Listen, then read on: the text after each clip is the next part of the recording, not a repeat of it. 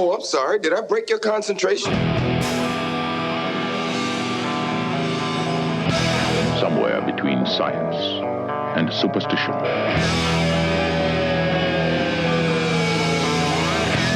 We have such sights to show you.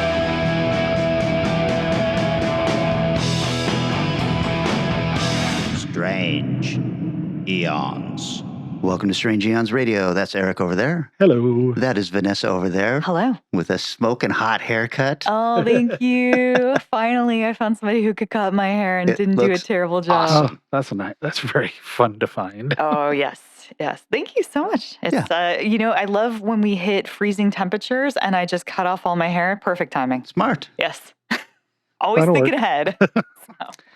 You guys, last episode, I mentioned that I was going to start selling a serialized novel.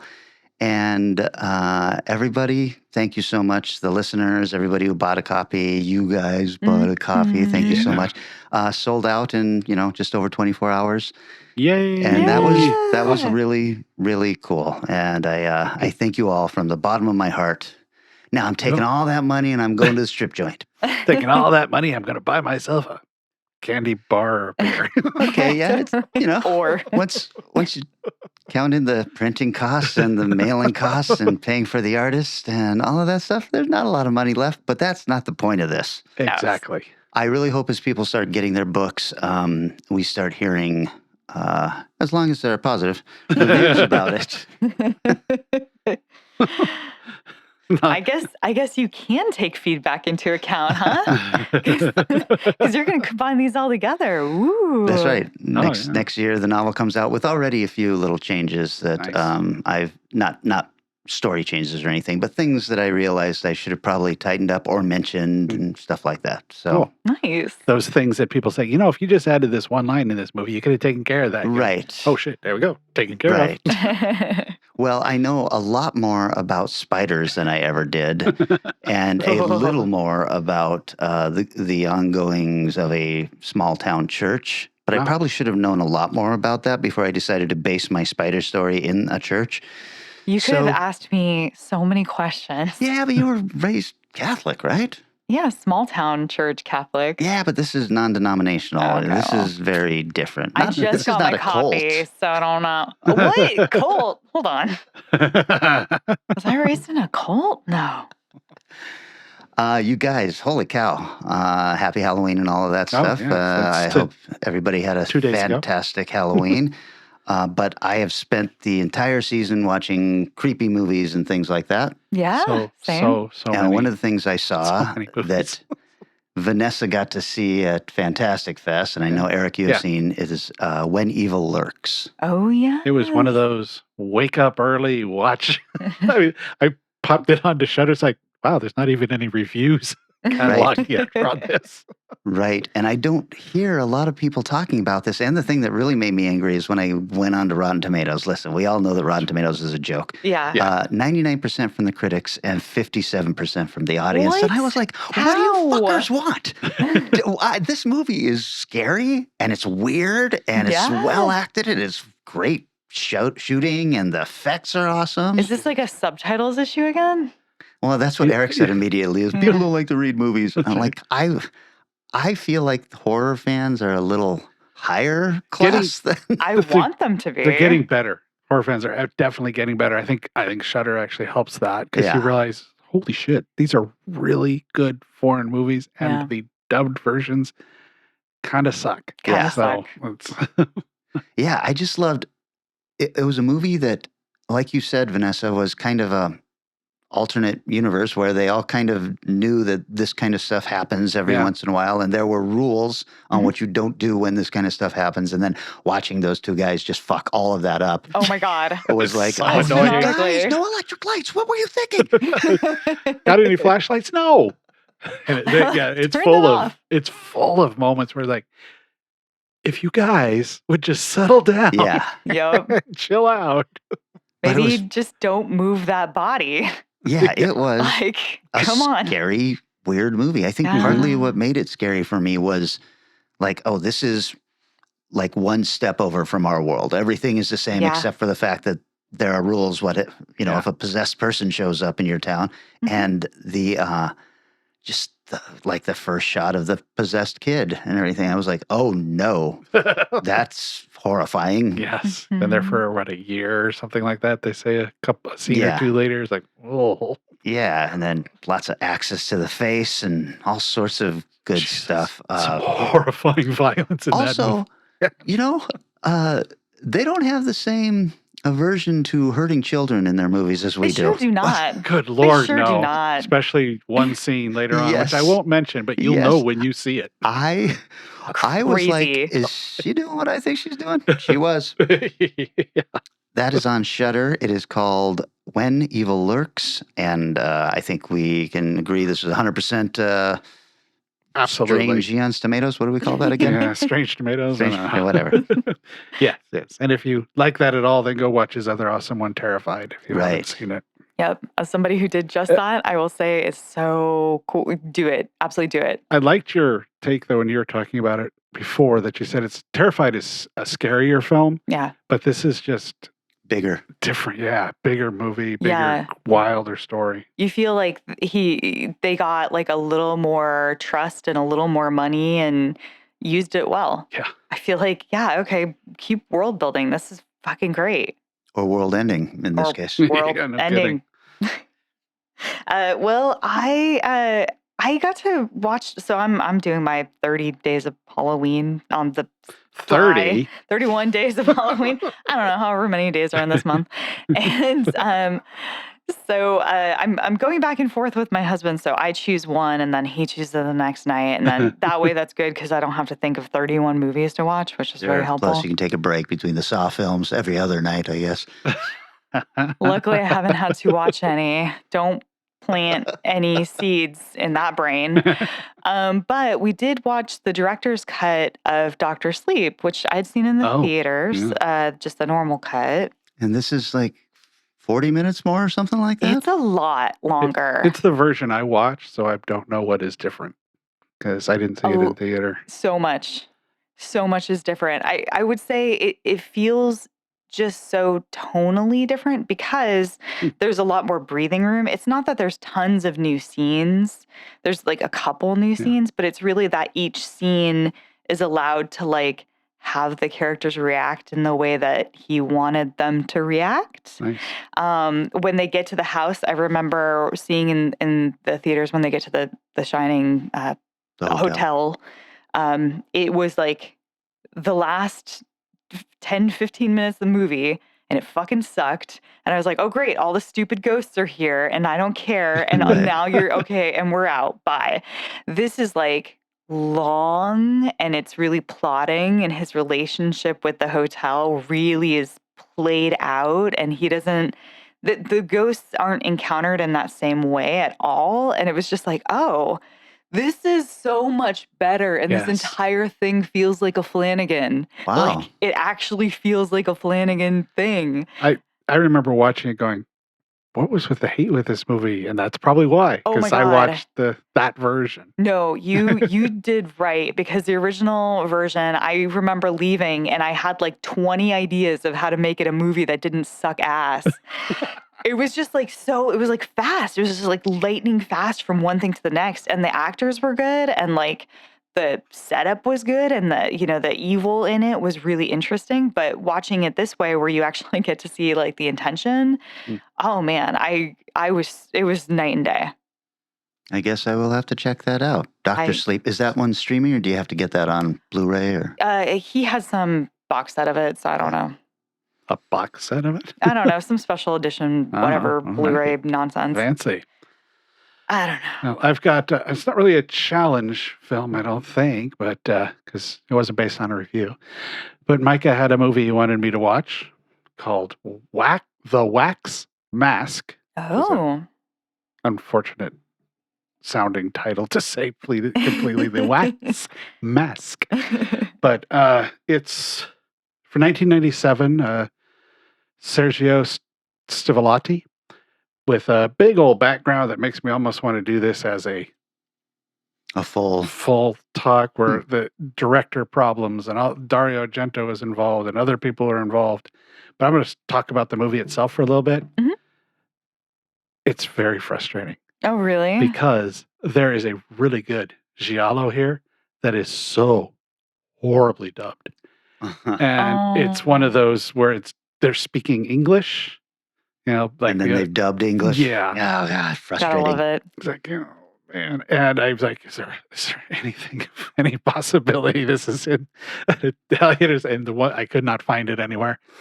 So it's so bad. The acting is just atrocious. The line delivery is, I mean, it is to the point of being funny, which is sad because the movie's pretty solid. Mm. Although, and I think he mentioned this on the Facebook group, I think he called it Steampunk Terminator.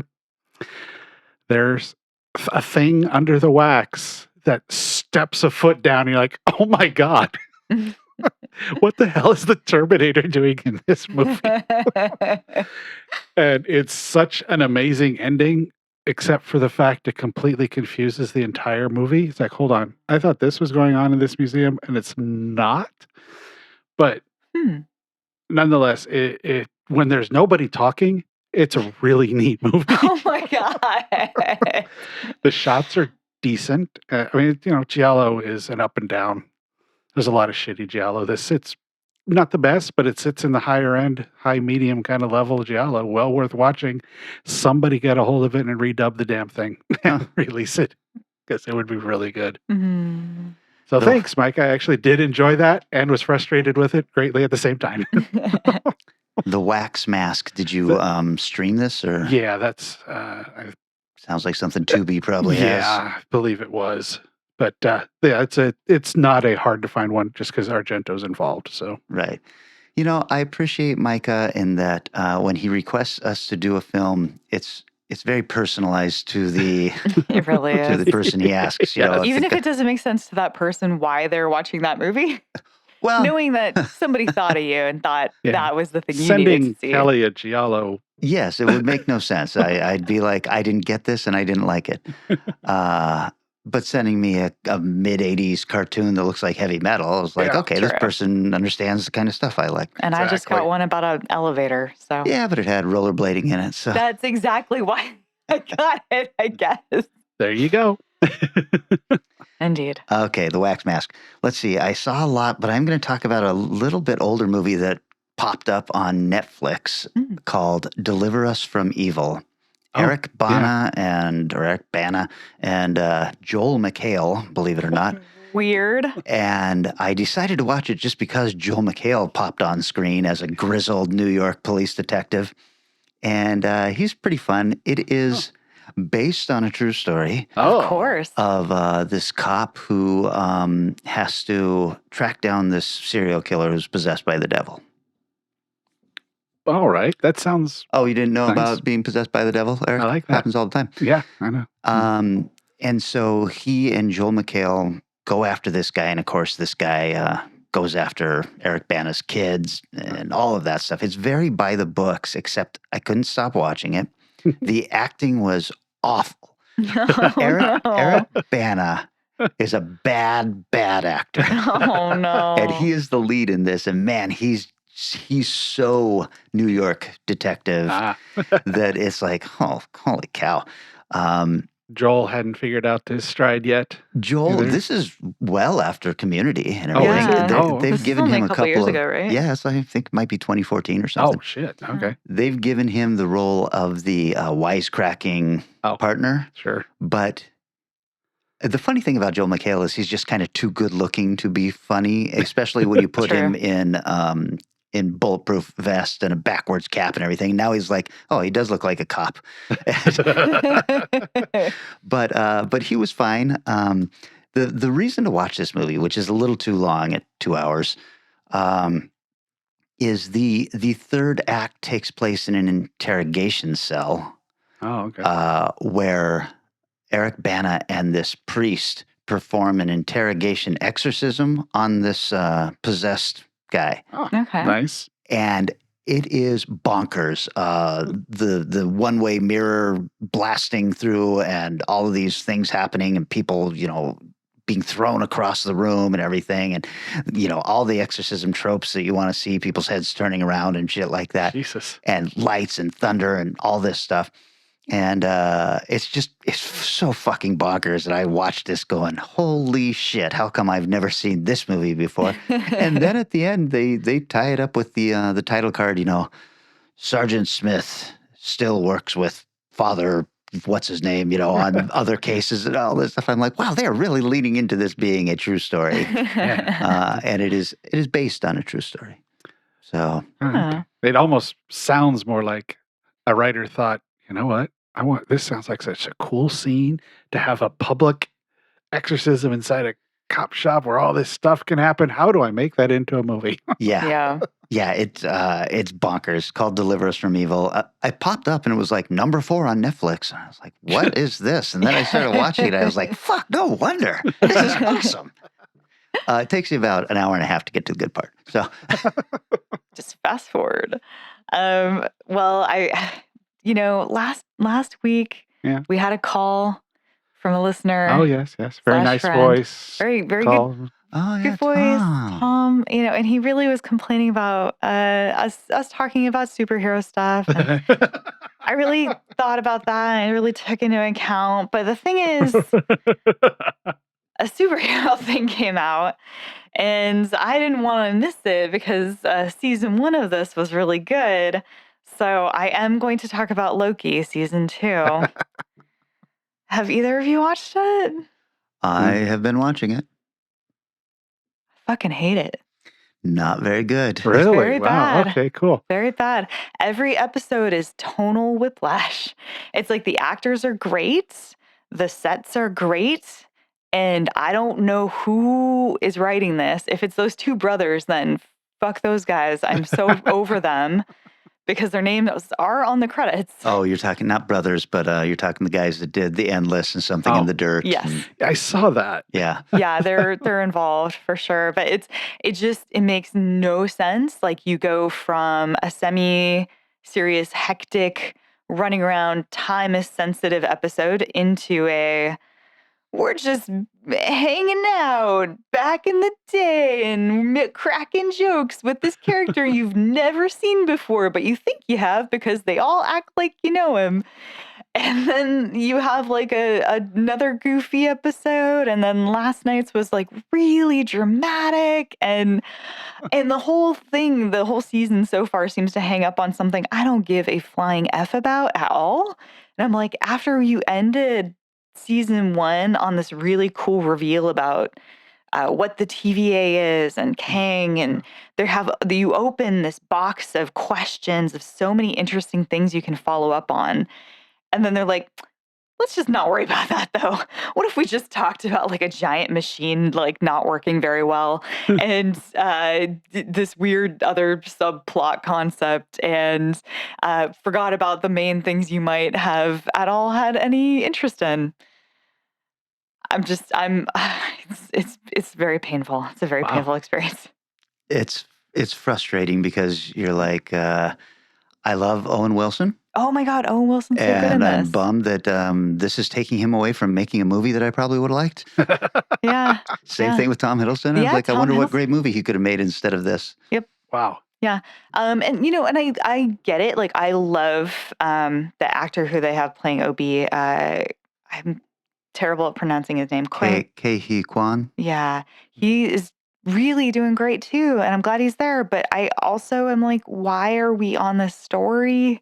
This is so effing stupid. It's weird because I wonder if it's because those guys write amazing movies overall Mhm. and intricately weird movies and interesting movies that go places. I wonder if it's like, hey, wow, look at what these guys do. They might be fun with Loki. And then Disney went, no, you need to make sure Mhm. you're doing this as part of it. Or more and, likely, you're not doing this, and this. We're not 'cause going to go we need that to- esoteric or anything. Yeah, we need to save it for the insert film here, Yeah. or Weird. I can see that being the case, but man, it's a rough ride. It does feel like, I don't know that they're directing every episode, because it does feel like tonally every episode is a completely different human being behind the wheel. I saw that, and you probably read that Daredevil they like fired everybody Yeah. and started, Yeah. and then they make a big release.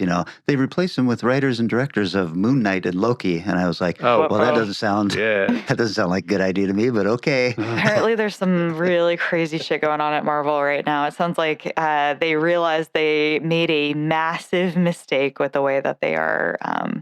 They've been pivoting and doing things, and it's yeah. So I believe they're bringing back showrunners, which they had not been having.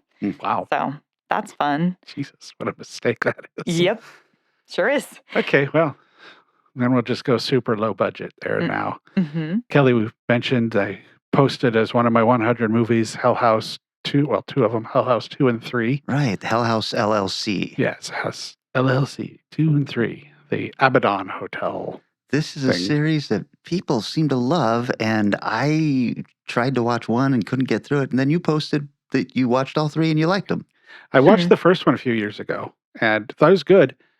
But if you don't like found footage films, this is not going to work with you. This is a found footage film by the book. Right. It's just step by step. But Follows explain to the- me what you did like about it. I think the acting's good. I think they had some fun for a found footage film. And they had some weird, fun ideas with making it a haunted house, which was nicely executed. The second one I thought was a little less successful, where it's kind of like set up as a news interview of going back to the house, and it features the main guy or one of the main people talking about what happened, and it's just not. It's okay. Hmm.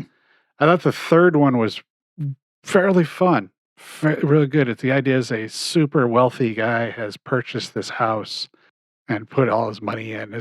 He's going to do a live action or a live play, like those plays where you go to a theater. It's not a theater; it's like a dinner, and all the Interactive.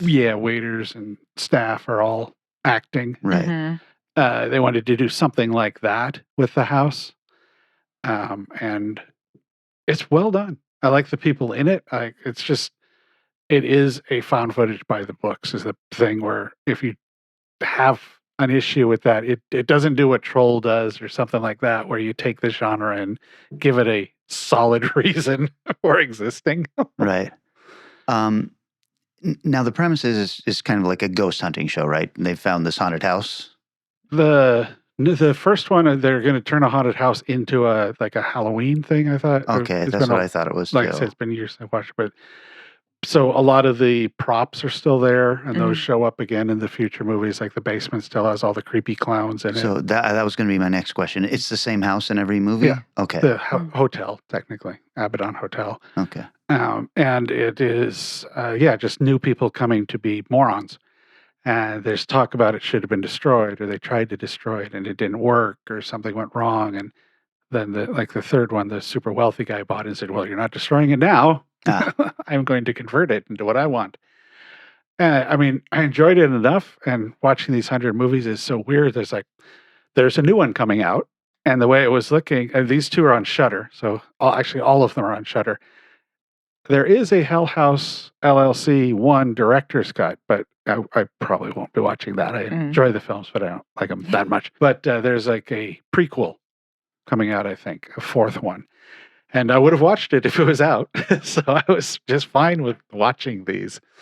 But I'm not the huge found footage person either, but it doesn't bother me as Right. much. So when it's a good one, I enjoy it. Right.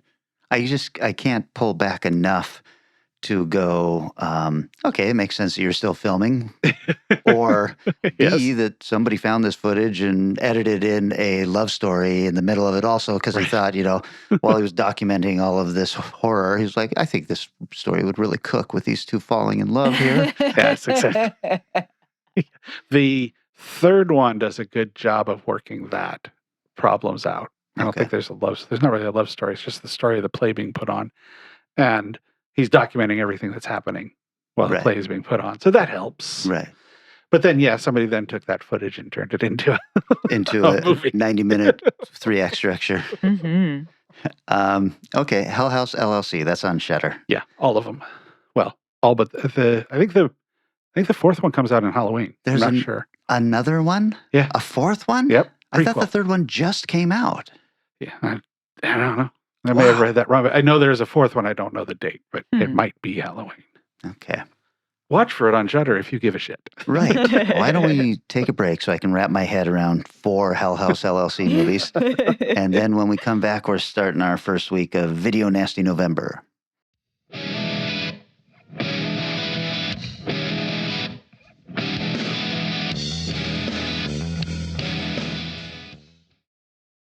I can't believe it. It's my first blind date. Oh, I do it all the time. Really?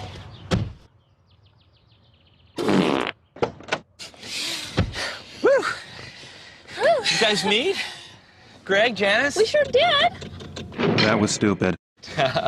Great. This is Smart, a beeper service for just $1.99 a month. From who else? Smart Beep. Call 1-800-BEEP-199 for other smart stuff, like directions. We've got chemistry here. You feel it? I felt it. All right, Janice.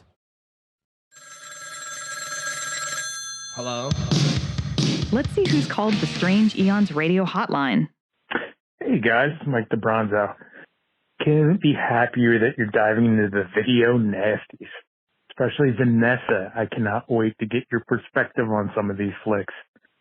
And you know what would be really cool?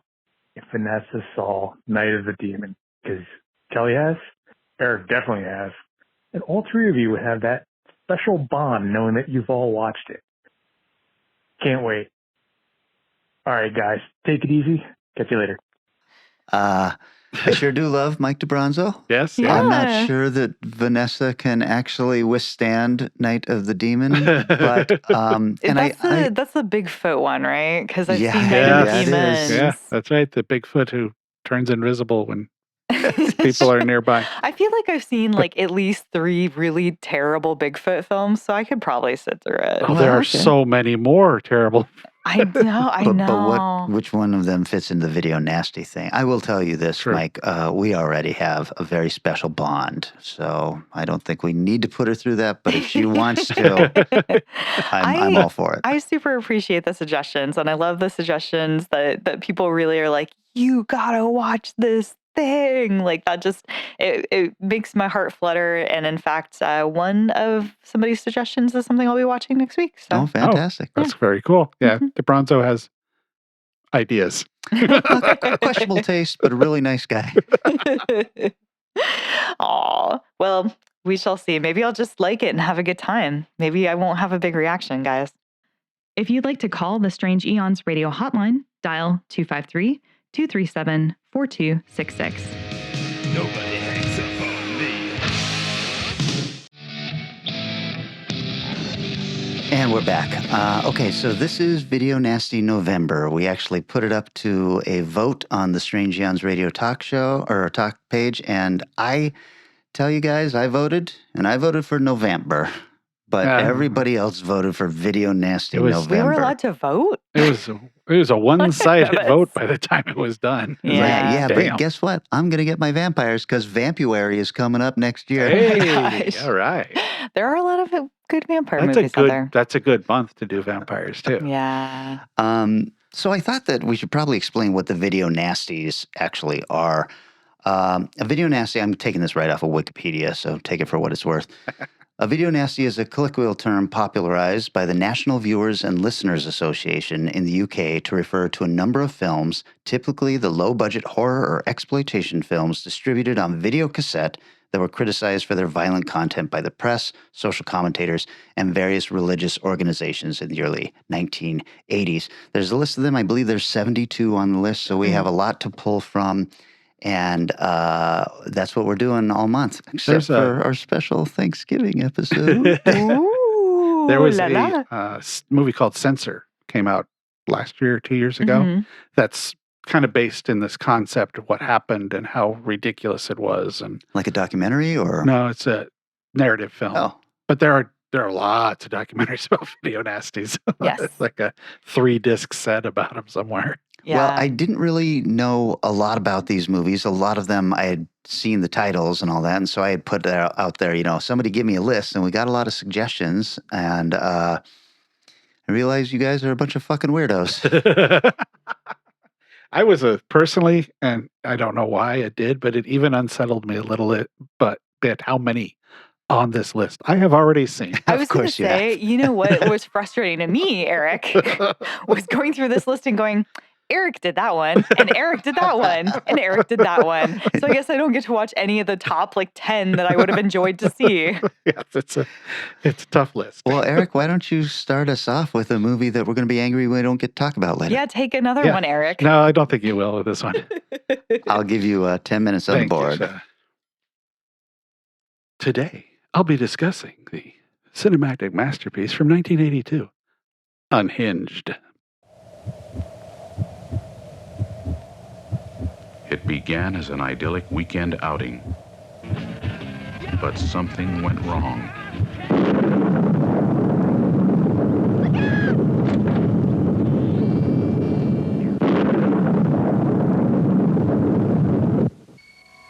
Stranded, alone, or are they?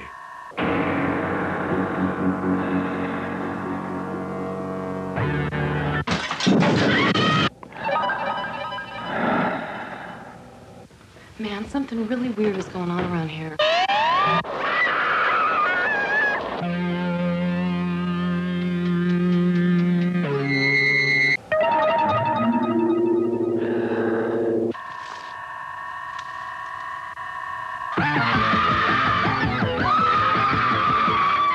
Terry, what is the matter?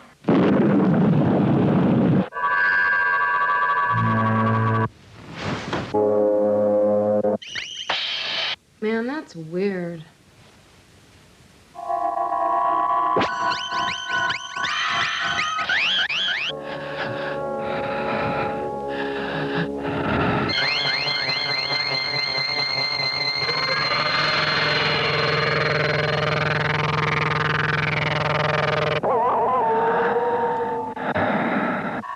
He tried to kill me!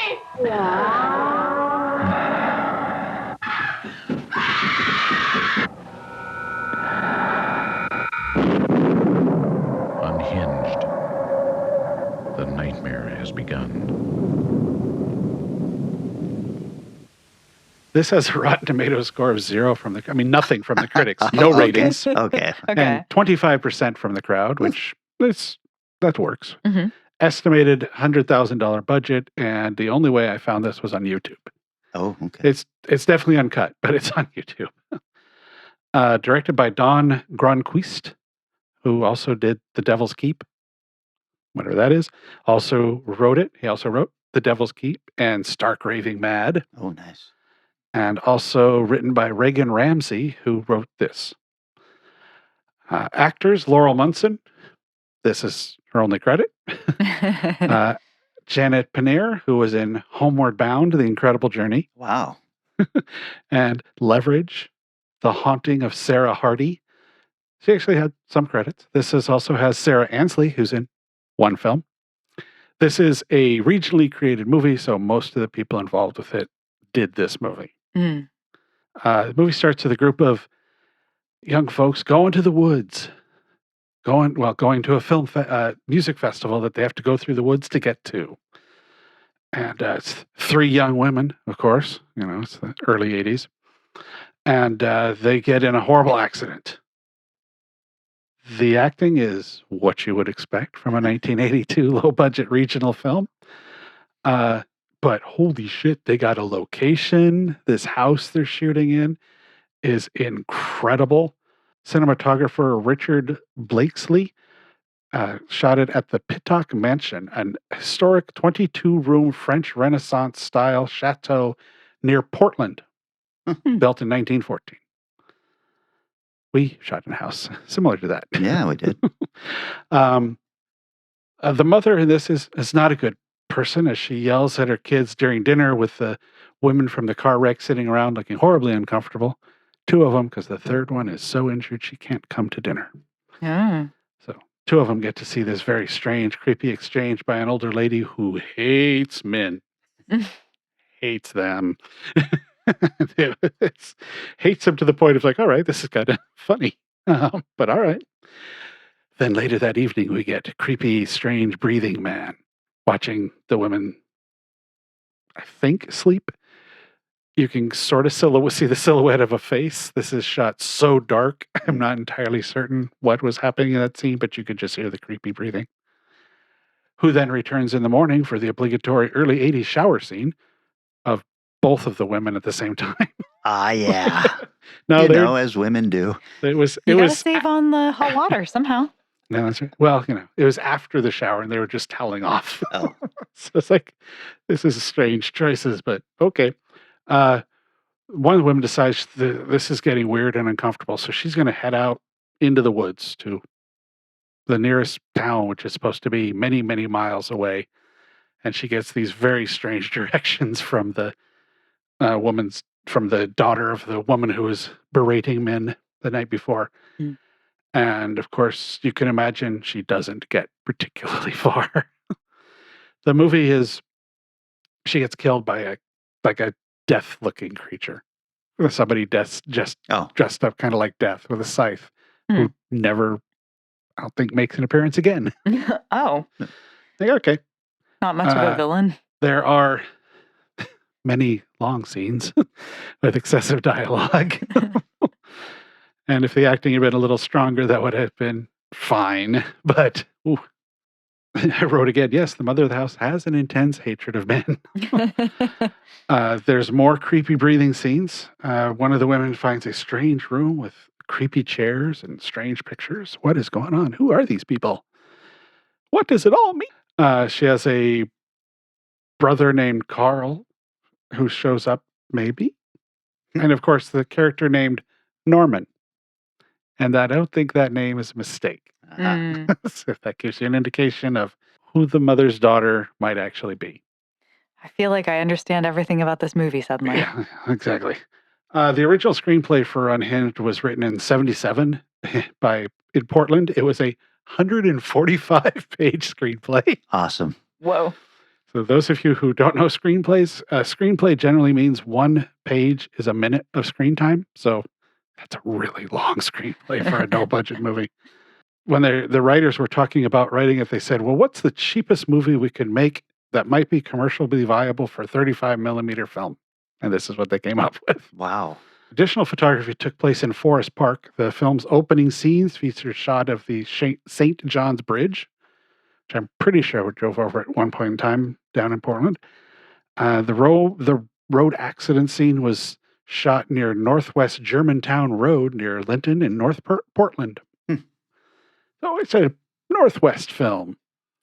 Local filmmaker Gus Van Sant assisted as a location scout for the production. What year was this? 81, I believe. Okay, 80s.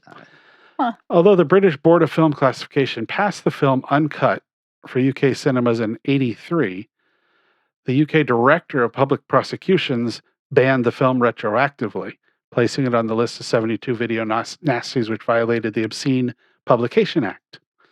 Unlike other films on this list, the film actually has very few murders, very little blood, and not a lot of nudity. So it's like, and no scenes of sexual violence or anything like that. Mm. So why? Why was this put on the video nasty? I'm guessing it was the male-female dressing element that they were uncomfortable with handled. It has Unhinged been noted by film scholars for its themes of repression and gender dysphoria. Writing in Serial Killer Cinema, an analytical filmography, Robert Sente analyzes the character of Marion as the villain who is a biological male presented as a female. The killer, whose aggressive gaze is masculine, considers young women groveling subhuman creatures, and his crimes are in part expressions of the person he's been forced to become and the gender he's forced to adopt. So it is a self-hatred and gender confusion as much as it is a misogynistic film. Woof. Geez, somebody put a lot of thought into this movie. Yeah. Not the filmmakers, but... No. Yeah, it's basically, I think they just wanted to, let's kind of do a Psycho rip. And it's kind of developed a somewhat of a cult following just because it is an unusual subject matter. Received a 30th anniversary revival screening at the Hollywood Theater in 2012. Cast was entirely Portland locals, including stage actors and models hired from local agencies. The film score, which is actually really interesting. It's probably one of the most elevated level of the movie. It's all synthesizer, so it's a little very 80s in that respect. But Fact Magazine named it the number 40 in a list of 100 greatest horror film scores. Well, how can you argue with a magazine named Facts? That's right. I mean, it's just what it is. And it was actually remade in 2017 to, as I say here, to no great fanfare. But overall, it was the story and the way it was put together was interesting enough. It's just the acting was so rough, and the we need to fill in time speeches were just like, you're killing me here, man. But I'm glad I knew it was in Portland as I started watching it. It helped me enjoy it a little bit more.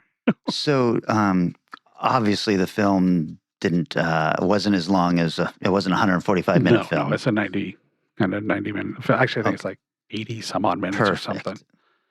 So that helped, Unhinged, my favorite length for a film is 88 minutes. There you go. Yeah. Just like going through time. So if you are interested in this, like I said, this is Unhinged, and it was 82 is when it came out, but it's on YouTube, definitely completely uncut. But unless there's some extras nobody's unearthed yet, Severin or Vinegar Syndrome could put this one out. Right. So there you go. There's my first video nasty, and I did it under time. Nice work, Eric. You just beat the buzzer. Vanessa, you want to start us off with, or not start us off, but continue us off? I would like to continue this trend of discussing video nasties in November. 10 minutes on the buzzer. So this week I went with a film that I hadn't caught before and you guys hadn't talked about yet. Yay. As I try to do on this program. And it's 1979's Zombie.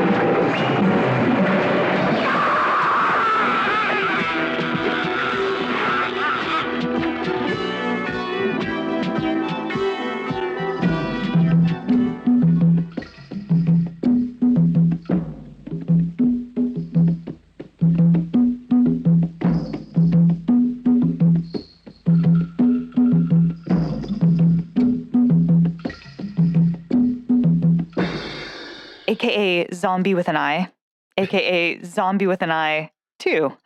Mm-hmm. Rotten Tomatoes score of 41% from critics and 69% from audience. So audience pretty happy with the movie. Budget is 410 million lira. Box office is 2 billion lira. I did not try to do some conversion of what that meant in 1979, so take it as you will. Directed by Lucio Fulci, who has 61 credits to his name. We've definitely touched on him before in this show, but he not only did Zombie 2, but he also did Zombie 3. He also did City of the Living Dead, The New York Ripper, Demonia, The Beyond, and House by the Cemetery, as well as 68 writing credits. It is starring Ian McCulloch, who has 47 credits to his name, including Contamination. And since the 80s, a lot of TV walk-on roles. But he did Zombie Holocaust, The Ghoul, It, not that one, and a lot of Shakespeare. Whoa. Yeah, that's where his background was before he jumped on this. Also starring Tisa Farrow, who has 15 credits. Only 3 roles after this movie. Weird. Nothing that you really would know about. She was in Manhattan as a party guest. So there's that. And then Richard Johnson, who has 140 credits to his role, to his name, including The Haunting, Beyond the Door, and lots of TV movies since the 80s. He's pretty much just Mr. TV movie man. This story begins with a seemingly empty boat turning up in the New York harbor, and the Coast Guard, probably something like that, sees it, and they're like, let's make some money. Yeah, let's scoop it up and go aboard, because it's written by an Italian man set in New York. Which we've discussed this, but when you start watching a movie and it is English, but it's dubbed into English, it just gives it that real feel, Sure. You're just really like, wow, it's not even matching up, but I know you're all English. Okay, cool. So anyway, we see that the boat is like really ripped apart. There's trash strewn all over the bow. Like they get aboard and they open a door and they discover a very large undead gentleman who is there. He's been eating well the entire time he's been on this boat. And he goes straight for a neck. Ooh, what does this mean? Then we see Annie Bowles, the daughter of the owner of this abandoned boat, is called in to talk about her father and what might have happened to him, and why he wasn't there. He's been doing research out in Matal, Caribbean island. I probably mispronounced that. Meanwhile, a hotshot we've moved fast through these people. A hotshot British journalist named Peter West is sent over to find out more about the boat, and then somehow talks the police into sending him and Anne on a free trip to Matal to find out what happened to her dad. Just makes no sense. Don't worry about it. Meanwhile, on Matal, not her father, it was very confusing, David and his wife are doing a big dramatic fight. She wants to leave. She calls him mad, stubborn, sick for what he's doing to the residents of this island. A strange plague has taken over the island, and David has become obsessed with figuring out how science and not voodoo has come into play. So when the first couple, Anne and Peter, arrive in the Caribbean, they find another couple, Brian and his girlfriend Susan, who own a boat and are willing to take them to Matal, but they've heard strange rumors about the island, and they don't want to stay too long. When they reach the island, though, of course, total pandemonium breaks out. The disease, which is creating basically zombies, and people are popping up from the dead after they've been laying there for a little bit, and they're coming out of the ground after being dead for many years. They are having a big hunger for the living flesh, and it spreads like wildfire, and the couples have to figure out whether or not they can survive. So it's very by numbers. I could tell you were really into this movie. Well, okay, so my thoughts. I actually really liked this movie. Okay. Oh, cool. It is terrible. Like, let's be clear. It is a bad film with some very bad acting. But there are some just really incredible moments. The zombies are intense and they're really difficult to watch. And I think he did a really, really good job considering the budget. There's an incredible scene with the doctor's wife where a zombie tries to get in through the door, and it breaks through the door, and she's kind of getting away, and it grabs her neck, and then it pulls her in, and she ends up having her eye skewed through a chunk of wood. A truly famous scene, yes. It is so well done. I was just like, oh, this is really tough to watch. So the fact that those moments exist, and there's also probably the second most famous part of this movie, there's this underwater sequence where the couple who have the boat, this chick is like, I'm gonna go for a swim, it's beautiful out. And then her mouth moves. And then she gets ready by taking off all her clothes and putting on a diving tank thing. So that's all she's wearing, then like a thong. And she just jumps in. You're like, okay. But she's a beautiful woman. And you're like, okay. And then she's swimming around and she's taking pictures with this like oversized yellow, like underwater photo camera. And then there's like a zombie down there and it like grabs her, and this is cool fucking scene. And then the zombie, there's a shark. Yes. And the zombie starts fighting the shark and she swims back up, and you're like, what am I watching? This is magical. It's just so well done. So, despite the fact that this movie sucks in a lot of ways, it's also, I don't know, it feels good. There's a real sense of dread throughout, and I think the ending has a pretty good payoff. Um, I watched the Joe Bob version of this film. Cool. Because I was like, I missed this episode, so why not? And I did get a fair amount of trivia from him specifically, so I'll share a little bit of that. The cinematographer got a lot of the helicopter shots of New York by spending $25 on a tourist ride, and then asked if he could bring his camera and hung out the window to get the shots. Oh man, that's awesome. The team did wander into the New York Post to try and get shooting access for the newspaper scene, and accidentally interrupted a meeting with Rupert Murdoch, who kicked them out very angrily. This was actually shot in St. Thomas, where everyone speaks, or they go to St. Thomas where everyone speaks Spanish, but that is not the language of St. Thomas, so it's kind of weird.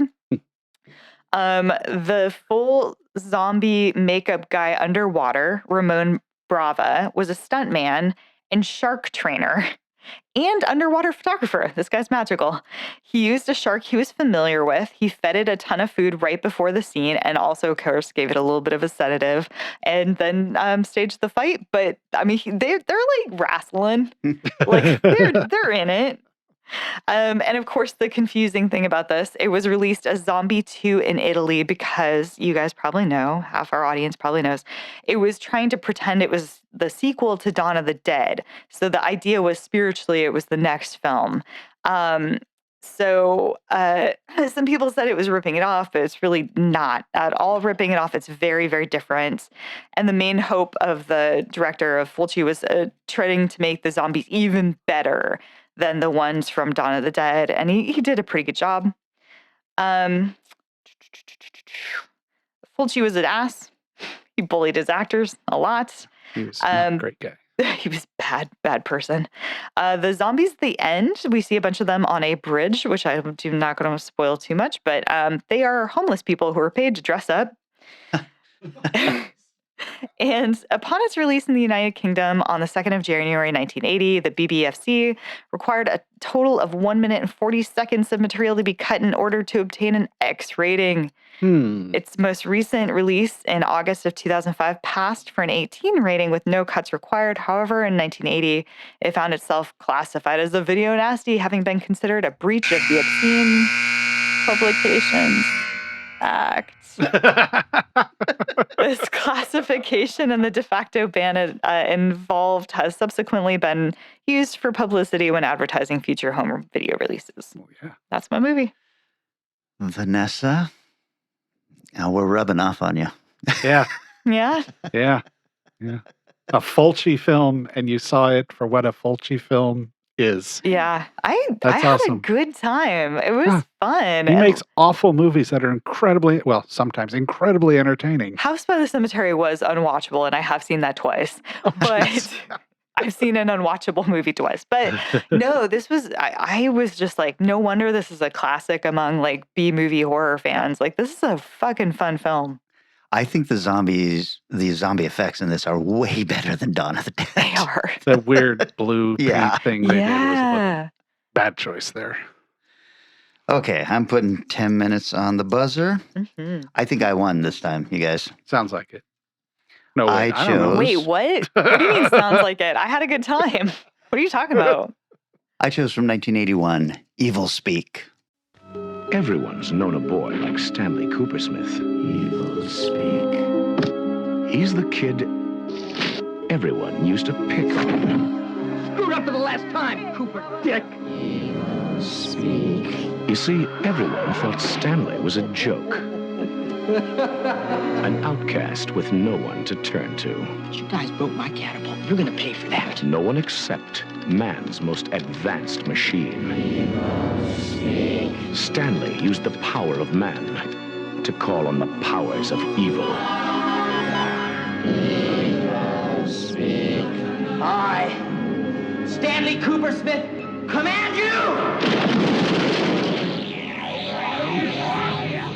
my God. And all hell broke loose.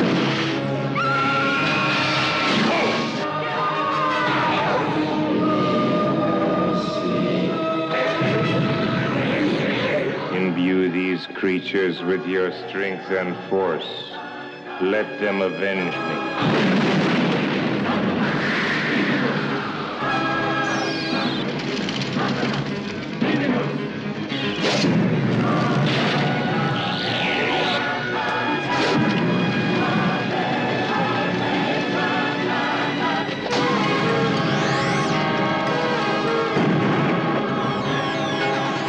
Evil speak. Remember that little kid you used to pick on? Well, he's a big boy now.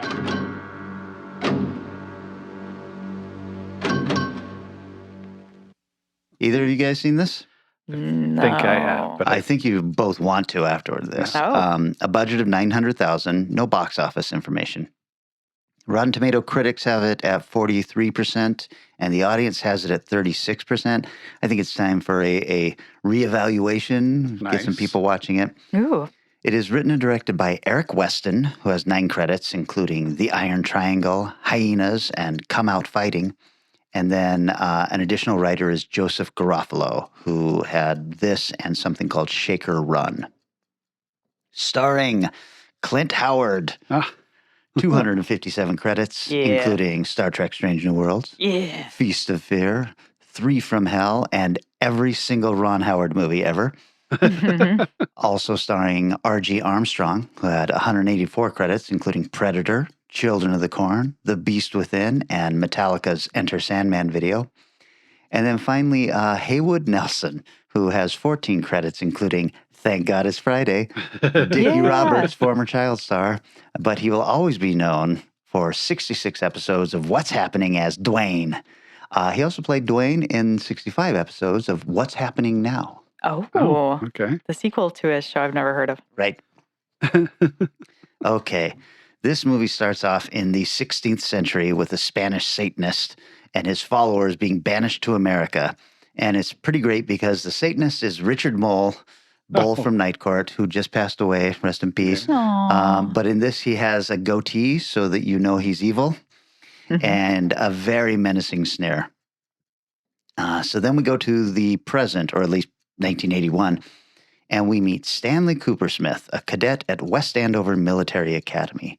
He's chubby and nerdy and bullied by his classmates, and even his teachers are real fucking assholes to him.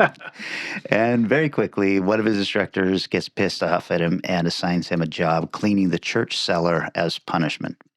Wow. This would not be punishment to anybody. The cellar is amazing. It's like a castle dungeon. It's all rough-hewn stone and shit, and it is filled to the brim with shit you'd be happy to rifle through and look at while you were cleaning. I mean, it's just old paintings and goblets and all this stuff. I'm like, how is this punishment? While he's down there, he finds a room belonging to the Satanist, Esteban. And he uses his computer skills to translate one of the magic books from Latin to English, which I loved because right now we would just type in the Latin and Google would spit out the translation, but he has to type this into his Apple II computer. And it translates one of the magic books from Latin to English and reveals the ritual for performing a black mass and a promise from Esteban of, I will return. This is all followed by some nonsense where he is tormented by classmates again and a different teacher, which actually causes him to get into some trouble while he is cleaning a pigsty on the grounds. Why is there a pigsty on a military academy? Silence! Why is there a church on a military academy? Still, I don't know if you guys have ever seen what pigs can do, and they're terrifying. Yes. And they will eat through anything. And these pigs are fucking gigantic. They are actually really scary looking. So Stanley steals the computer from the computer room and brings it down to Esteban's room in the cellar. And he starts feeding it all of the black magic rituals and such. And it is awesome because it's an Apple II with its cathode ray tubes and black and green screen and all of that. And then it starts turning red as it gets more and more evil. And we're seeing pentagrams flying across the screen and everything. It is gloriously bad. So he tries to initiate a black mass. But the computer informs him that it is missing one crucial ingredient, blood and a consecrated host. That's 2 crucial ingredients, Kelly.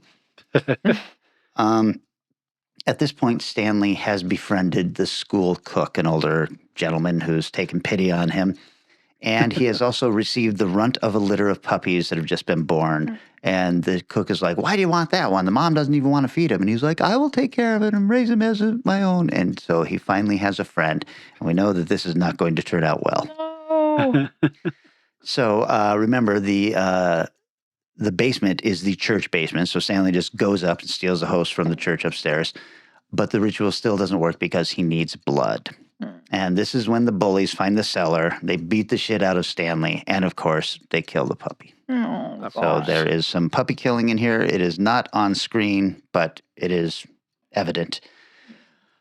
You think this is where the ritual will actually start, but no. When Stanley comes to, he finds the puppy's dead body, and the computer is flashing that the ritual is still incomplete because the computer has been possessed, right? It's basically telling him everything it needs. It's like it's flashing human blood, human blood, human blood. So Stanley gets into an argument with one of the teachers and lures him down and then kills one of the teachers there and pledges his life to Satan. And then we come to the entire reason to watch this movie. It is a spectacular third act where all the students are in the chapel upstairs, and the Reverend is talking to them and telling them that they are the future and all of this stuff. And then he's got a huge crucifixion statue behind him, and one of the nails in Jesus' hands starts to wobble, and everyone's looking at it, and the nail flies out and hits the Reverend smack in the forehead, and impales him with the nail, and all the kids start screaming and everything, and the floor explodes, and Stanley comes floating out, carrying a massive broadsword.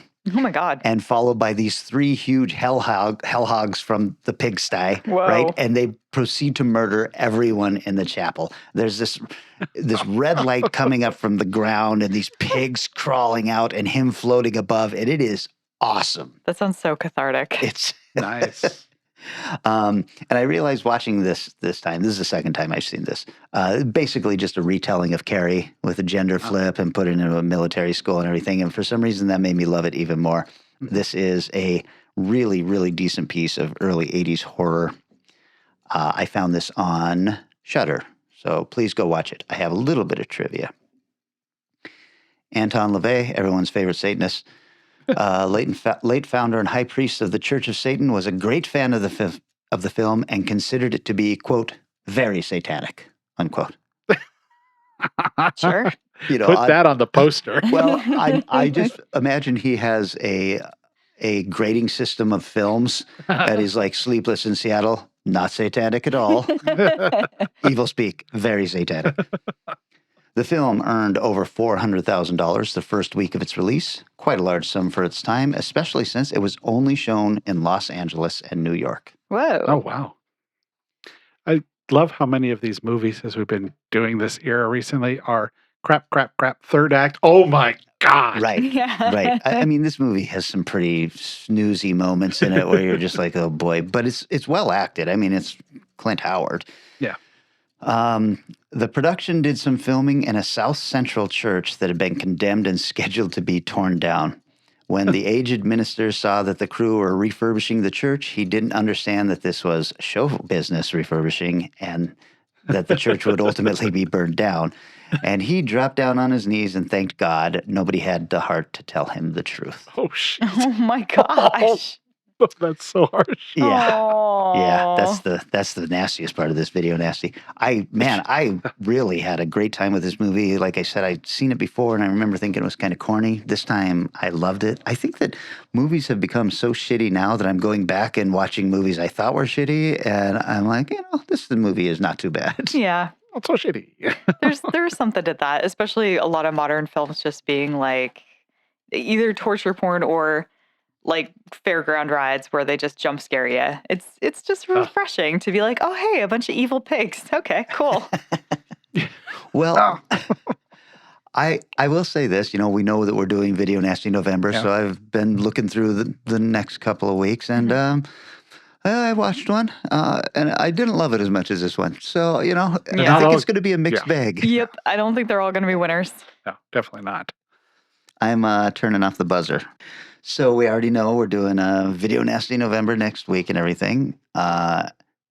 This then will be the part where we thank everybody for liking and sharing posts, for participating in the Value for Value model, for calling the Strange Eons hotline. Yeah, Oh. thank you. Which is 253-237-4266. We keep getting calls on that, and what a joy to hear people talk. Yeah. Definitely. So I hope everybody is enjoying those little segments also. Big thanks to Carlos, who helped me get everything for the website ready when I was putting the book out. To Danny for all of his support on everything. To you guys, Vanessa and Eric, for putting up with me while I was stressed out trying to get this thing out. It wasn't hard enough that I was going to release a novel next year. I had to then go, wait a second, you know, it'd be cool. What if I gave myself 5 moments of anxiety? That's right. That'd be great. Get it. It is extended novel release annoyance periods of fun. It's just crazy how quickly this came apart from deciding to do it this way to actually implementing it. So I have to thank you guys for having my back on all of that stuff. Yeah. Any final words for the listeners before we get the fuck out of here? Just hope you all had a safe and happy Halloween. I hope you all had a scary and awful Halloween that left you desiring great Halloween again next year. Wow. I was like, desiring Christmas? think that Where are could you all- going with this? I think that can No. all be edited out. No, we're good. All right, then we will be back in 7 short days, and we are talking Video Nasties. Transportation and other considerations for Strange Eons Radio, produced by Pan Am Airlines. When you think of traveling, think of Pan Am. You can't beat the experience. Guests of Strange Eons Radio stay at Econo Lodge Everett. It's an easy stop on the road, you know what we mean. Strange Eons Radio is recorded live in front of a studio audience. If you enjoyed this episode, please consider leaving us a positive review on your favorite podcast app. Sit, Ubu, sit. All the stupid ghosts are here, and I don't care. And now you're okay, and we're out.